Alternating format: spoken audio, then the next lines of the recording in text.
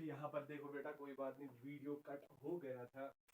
देखो, sorry for inconvenience, लेकिन फिर भी कोई बात नहीं बेटा, यहाँ पे आप ध्यान रखोगे, ठीक है। ये वैल्यू मैंने उठाया है क्या, इक्वेशन सेकंड का इक्वेशन फर्स्ट में मैंने बेटा वैल्यू पुट किया, तो ये और ये बेटा हो जाएगा किल।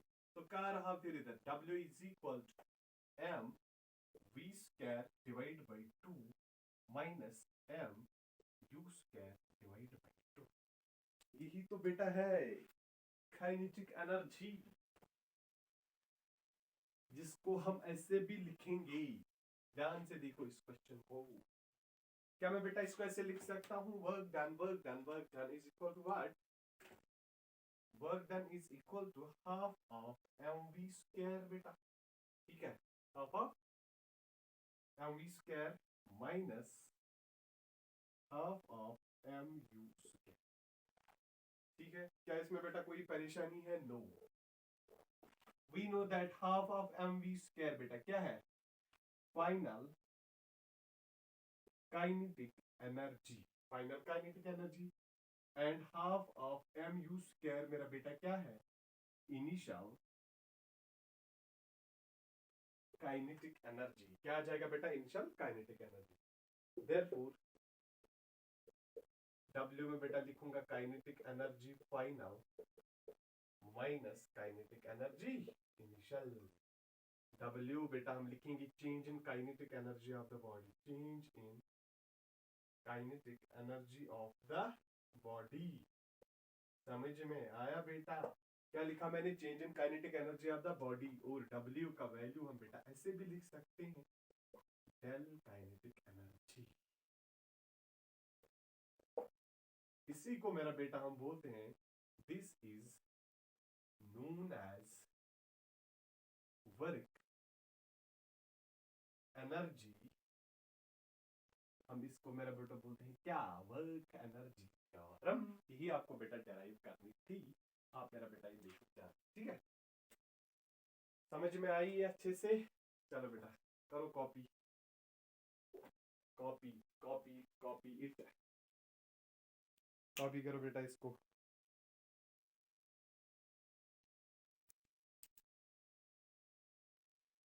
कॉपी करो, स्क्रीनशॉट उठा के बेटा, ये इंपॉर्टेंट है, 3 मार्क्स का क्वेश्चन पूछा जा सकता है, ठीक है, बहुत इंपॉर्टेंट है बेटा, बहुत बहुत ज्यादा इंपॉर्टेंट है ये।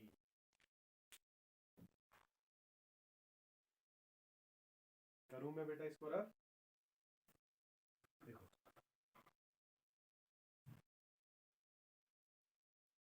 हो गया बेटा, work energy theorem, work energy theorem, work energy theorem.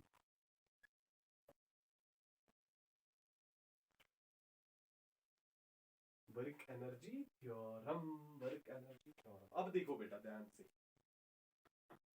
ध्यान से देखोगे बेटा। अब हम बेटा इंपॉर्टेंट क्वेश्चन और एक देखेंगे, पोटेंशियल एनर्जी ऑफ स्प्रिंग। ये भी एग्जाम में पूछा जा सकता है, पोटेंशियल एनर्जी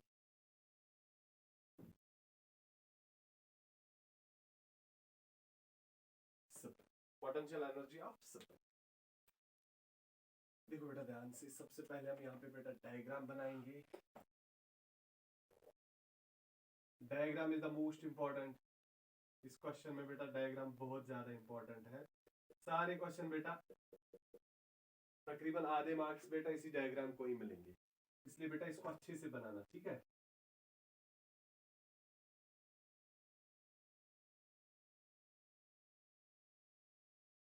इसको मेरा बेटा हम, ये एक स्प्रिंग मैंने इसको अटैच किया,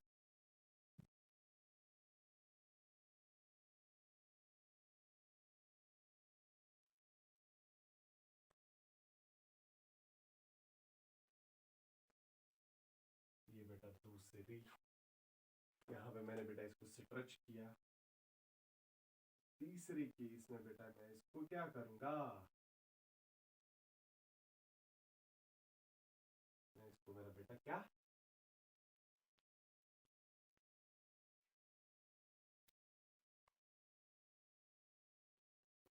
कंप्रेस करूंगा।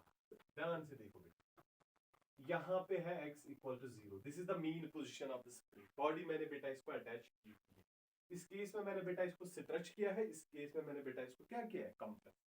अब देखो जो ही मैंने बेटा इसको स्ट्रेच किया तो एफ एक्सटर्नल बेटा इस साइड से आ जाएगा। क्या इसमें बेटा कोई परेशानी वाली बात है? नो। और अगर बेटा यहाँ से एफ एक्सटर्नल तो इसके अपोजिट में बेटा फोर्स यहाँ पे क्रिएट हो जाएगा and that is called restoring force. और ये रेस्टोरिंग फोर्स बेटा क्या काम करेगा, जो ही मैंने बेटा एक्सटर्नल फोर्स इस स्प्रिंग पे अप्लाई किया, वहां पे क्या हुआ, ये स्ट्रेच हुआ बेटा, यहाँ पे बेटा और एक फोर्स क्रिएट होता है जिसको हम रिस्टोरिंग फोर्स बोलते हैं। और ये रिस्टोरिंग फोर्स बेटा क्या काम करेगा, ये इस स्प्रिंग को बेटा अपनी पोजीशन पे, इस बॉडी को बेटा अपनी पोजीशन पे लाने की कोशिश करेगा, मीन पोजीशन पे लाने की। अब इस केस में मेरा बेटा हमने यहाँ पे इसको एफ एक्सटर्नल ऐसे अप्लाई किया, क्या इसमें बेटा कोई परेशानी वाली बात है? तो इस केस में जो रेस्टोरिंग फोर्स बेटा होगा that will be in this direction, क्योंकि हमने बेटा इसको कंप्रेस किया। जो ही हम बेटा इसको कंप्रेस करेंगे एक्सटर्नल फोर्स अप्लाई करके, ये बेटा ऐसे आ जाएगा। समझ में आया? क्या इसमें बेटा कोई परेशानी वाली बात है? नो। अब देखो यहां से यहां तक जो बेटा डिस्टेंस की कवर करेगा दैट इज एक्स, डिस्प्लेसमेंट हुआ है बेटा यहाँ पे एक्स, और यहाँ पे में भी बेटा हम लेंगे डिस्प्लेसमेंट दैट इज एक्स। ठीक, क्या इतना बेटा कहानी समझ में आई अच्छे से? क्लियर? अब देखो क्या होगा। अब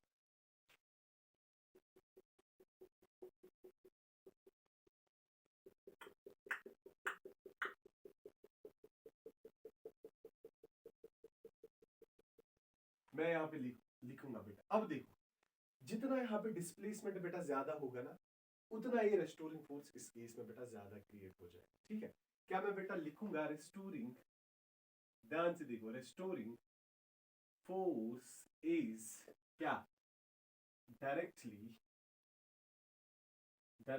proportional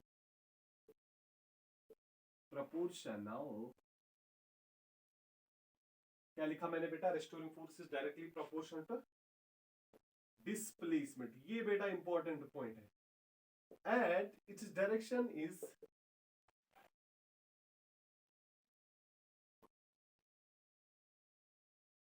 always opposite to displacement. ठीक है बेटा, क्या लिखा मैंने बेटा, जितना मैं बेटा यहां से एक्सटर्नल फोर्स अप्लाई करूंगा, उतना ही बेटा यहाँ पे रिस्टोरिंग फोर्स क्रिएट हो जाएगा। जितना ज्यादा एक्सटर्नल फोर्स उतना ही ज्यादा डिस्प्लेसमेंट, और उतना ही ज्यादा रिस्टोरिंग फोर्स बेटा इसके अपोजिट में आ जाएगा। ठीक है, तो क्या मैं वही बेटा मैंने यहाँ पे पॉइंट लिखा, क्या मैं लिखूंगा F is directly proportional to minus times x. Displacement भी बेटा वेक्टर है और फोर्स भी वेक्टर है, ये सबको बेटा पता होना चाहिए। ठीक, F is equal to minus times k x vector. समझ में आया बेटा? अब इस के को मेरा बेटा हम क्या बोलते हैं, k is known as spring constant. इसको मेरा बेटा हम बोलते हैं क्या, स्प्रिंग कांस्टेंट। इतनी कहानी तो मेरा बेटा आप सबको अच्छे से समझ में आ गई होगी। अब देखो बेटा मसला क्या है, ध्यान से देखो। ये तो आया बेटा आपको समझ, स्प्रिंग कांस्टेंट है, और ये बेटा यहाँ पे रेस्टोरिंग फोर्स है। क्या मैं बेटा बोल सकता हूं कि जो ये एक्सटर्नल फोर्स है it is opposite to the restoring force? Exactly, आप बेटा डायग्राम में अच्छे से देख सकते हो। मैं बेटा लिखूंगा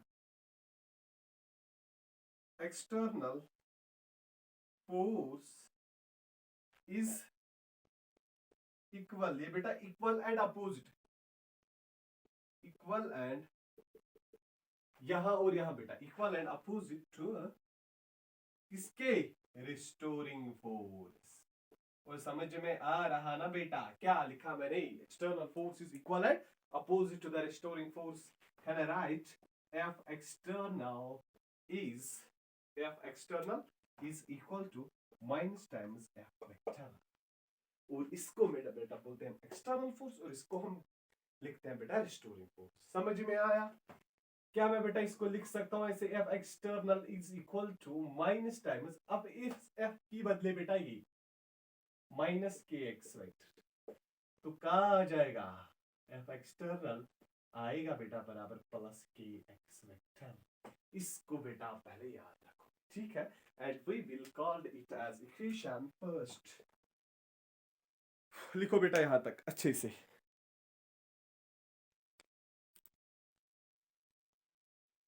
इसको बेटा आप लिखोगे, ठीक है।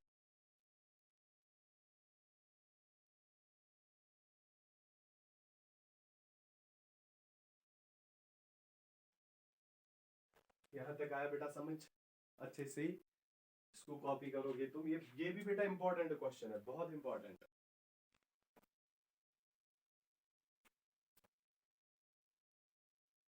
अब देखो यहां तक की कहानी तो तुम लोगों को समझ में आ गई। अब देखो ध्यान से, डायग्राम को मैं बेटा ऐसे ही रखूंगा। देखो अगर हम मान ले बेटा, देखो ये स्प्रिंग जो है बेटा, मैं इसको डिस्प्लेसमेंट dx दूंगा। अगर मैं बेटा इसको डिस्प्लेसमेंट dx दूंगा, वो क्या मैं दूंगा बाय द एक्सटर्नल फोर्स। जब फोर्स भी बेटा प्रेजेंट है, डिस्प्लेसमेंट भी है, तो क्या बेटा वहां पे वर्क डन होगा? एग्जैक्टली बट अगर हम बेटा स्मॉल डिस्प्लेसमेंट यहाँ पे देंगे तो वर्क डन भी क्या होगा? स्मॉल वर्क डन, ठीक है। हम बेटा लिखेंगे पहले यहाँ पे let spring stretched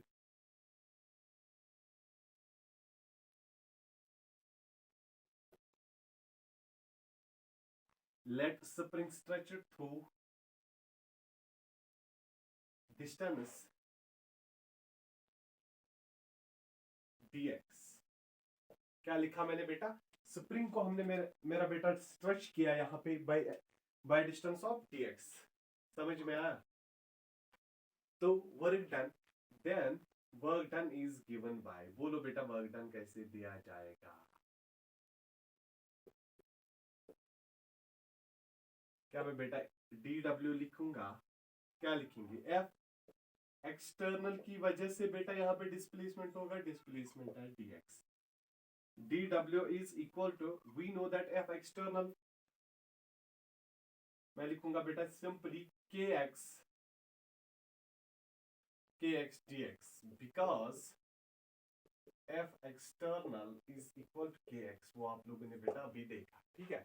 f external is equal to kx, क्या है बेटा? dw is equal to kx dx। This is the small work done. क्या है बेटा? Small work done.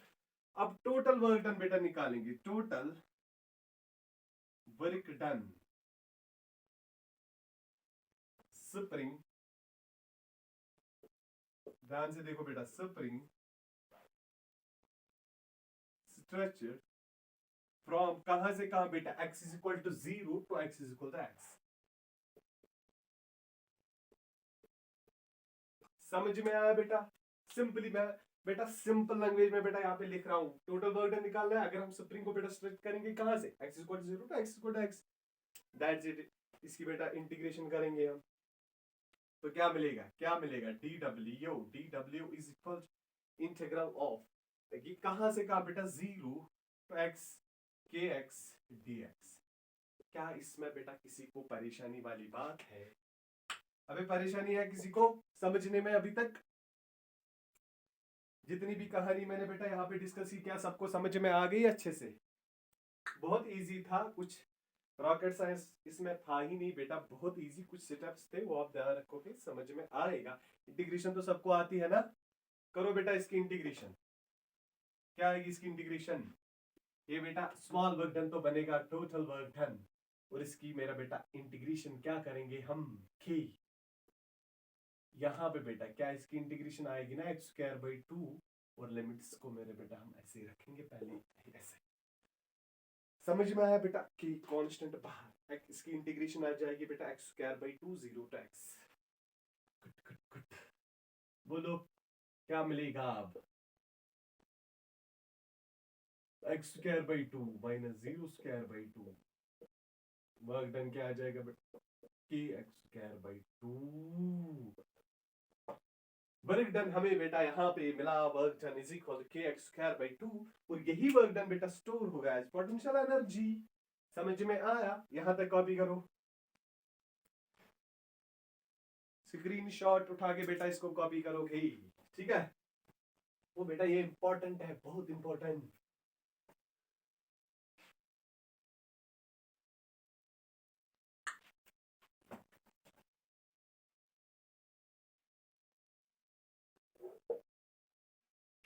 समझ में आया अच्छे से? क्या लिखा मैंने बेटा?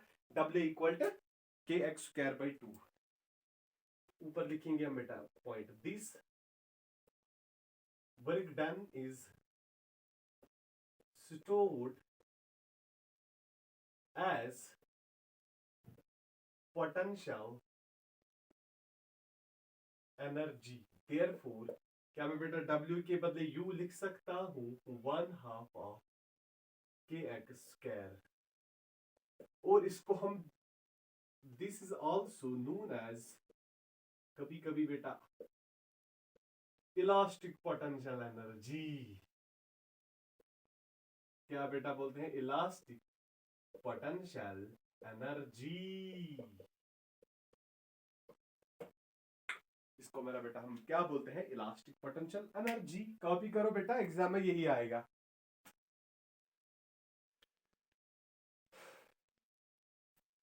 हो गया? समझ में आया बेटा? स्क्रीनशॉट उठा के बेटा आप इसको लिख सकते हो। और एक चीज यहाँ यहीं पे मैं बेटा डिस्कस करूंगा, K is equal to F/x। अगर यूनिट में ये स्प्रिंग कांस्टेंट है, ये रिस्टोरिंग फोर्स है, ये x है, ठीक है। अगर मुझे डिफाइन करना होगा बेटा spring constant, it is simply क्या? Restoring force per unit displacement. ये तो बेटा इसको देखकर तो बेटा आप इसकी डेफिनेशन लिख सकते हो वहां पे। अब अगर इसका यूनिट बेटा आएगा सीजीएस में, क्या आएगा? सीजीएस में इसका यूनिट मेरा बेटा क्या आ जाएगा? डाइन पर सेंटीमीटर। अगर एसआई में मेरा बेटा देखेंगे तो क्या मिलेगा एसआई में? दैट इज न्यूटन पर मीटर। समझ में आया? अगर यहीं से बेटा हम इसके डायमेंशंस निकालेंगे, क्योंकि मैं ये इसलिए बोल रहा हूं क्योंकि स्प्रिंग कांस्टेंट के का यूनिट या बेटा ये डायमेंशन पूछा जा सकता है 1 मार्क्स का question. That is why I am repeating it here, ठीक है। के एफ के डायमेंशन mlt-2 डिवाइड बाय बेटा l तो क्या आएगा? ml0t-2 आ जाएगा बेटा डायमेंशन किसके? ये आ गया बेटा स्प्रिंग कांस्टेंट के डायमेंशन भी। ठीक है, समझ में आया? क्या इसमें बेटा कोई परेशानी है? अब इसके रिलेटेड बहुत सारी चीजें हैं बेटा जो हम एंट्रेंस के लिए पढ़ते हैं, बहुत ज्यादा है अभी। लेकिन अब हम बेटा इसको यहीं पे कंक्लूड करेंगे। इन केस बेटा एग्जाम में क्वेश्चन आ जाता है तो यही पूछा जाएगा कि आप डिराइव करके दो that potential of the spring is equal to half of kx²। यही बेटा पूछा जाएगा वहां पे, ठीक। या ज्यादा से ज्यादा बेटा इस पे छोटा सा न्यूमेरिकल पूछा जाएगा, वो भी बेटा आप ध्यान रखोगे। इजी है, कुछ खास नहीं है बेटा इसमें, ठीक। आज के लेक्चर में बेटा इतना ही, आई थिंक सो। अब देखो बेटा, ऑलरेडी मैं बेटा आप लोगों को बता चुका हूं कि हम यहाँ पे सिर्फ इंपॉर्टेंट डेरिवेशंस बेटा आप डिस्कस करेंगे। आज के लेक्चर में बेटा जो हमने यहाँ पे 2 क्वेश्चंस डिस्कस किए, आई थिंक दोनों ही बहुत ज्यादा इंपॉर्टेंट है, बहुत ज्यादा इंपॉर्टेंट है। इनका आप बेटा पूरा ख्याल रखोगे, ठीक है। अब इसके बाद बेटा आइंस्टाइन्स मास एनर्जी इक्विवेलेंस, वो आप बेटा खुद से पढ़ोगे। और जो कोलिजन के बारे में आप छोटी छोटी चीजें आप बेटा सारी चीजें पढ़ना। Coefficient of restitution, what is elastic collision, inelastic collision, perfectly inelastic, वो सारी चीजें आप बेटा खुद से देखोगे, वहां से क्वेश्चन जरूर बेटा आ सकता है, ठीक है। अब इसके बाद में बेटा देखूंगा सिर्फ वो वाली डेरिवेशन जो बहुत इंपॉर्टेंट रहेंगी फॉर द एग्जाम, या 3 मार्क्स या 5 मार्क्स के क्वेश्चन आएंगे, नहीं वो हम बेटा इंशाल्लाह मुझे लगता है कल के लेक्चर में बेटा यहाँ पे एक्सप्लेन करूंगा बर्नौलीज थ्योरम, वो बेटा बहुत इंपॉर्टेंट रहेंगी। वो हम बेटा इंशाल्लाह कल के लेक्चर में देखेंगे बर्नौलीज थ्योरम। इन केस और फिर बेटा किसी ने कहा था मुझे रॉकेट प्रोपल्जन में प्रॉब्लम है, वो भी मैं बेटा यहाँ पे अपलोड करूंगा। लेकिन अभी हम फिलहाल कल के लेक्चर में बेटा इंपॉर्टेंट डेरिवेशन करेंगे, दैट इज बर्नौलीज थ्योरम, जो बेटा फ्लूइड्स में है, वो हम बेटा वही अब कल के लेक्चर में देखेंगे। आज के लेक्चर में इतना ही, थैंक्स। यहाँ तक बेटा अच्छे से पढ़ो, ठीक है।